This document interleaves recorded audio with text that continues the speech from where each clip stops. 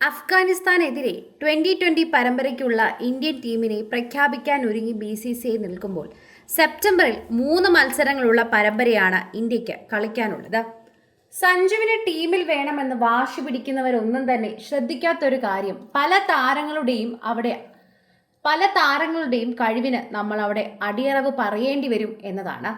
സഞ്ജുവിനെ എടുത്തു കഴിയുമ്പോൾ വേണ്ട എന്ന് വയ്ക്കുന്ന താരങ്ങളുടെ കഴിവ് നമുക്ക് കണ്ടില്ല എന്ന് നടിക്കാനാകില്ല. അതും ഒരു കാര്യം തന്നെയാണ്. എല്ലാവരും ഈ ഒരു കാര്യം ഏറ്റെടുത്ത് പറയുകയും ചെയ്യുന്നുണ്ട്. സെപ്റ്റംബറിൽ 3 മത്സരങ്ങളിലുള്ള പരമ്പരയാണ് ഇന്ത്യക്ക് കളിക്കാനുള്ളത്. പരമ്പരയ്ക്കുള്ള 15-അംഗ സ്ക്വാഡിനെ കഴിഞ്ഞ ദിവസം അഫ്ഗാനിസ്ഥാൻ പ്രഖ്യാപിച്ചിരുന്നു. ദേശീയ ടീമിൽ 2024 അവസാനമായി കളിച്ച പേസർ നവീൻ ഉൽ ഹക്ക് 15-അംഗ അഫ്ഗാനിസ്ഥാൻ ടീമിലേക്ക് മടങ്ങിയെത്തി. ജൂലൈയിൽ സിംബാബ്വെക്കെതിരെ കളിക്കാനിറങ്ങിയ ഇന്ത്യൻ ഹരാരെ സ്പോർട്സ് ക്ലബിൽ നടന്ന 3 മത്സരങ്ങളും വിജയിച്ചിരുന്നു.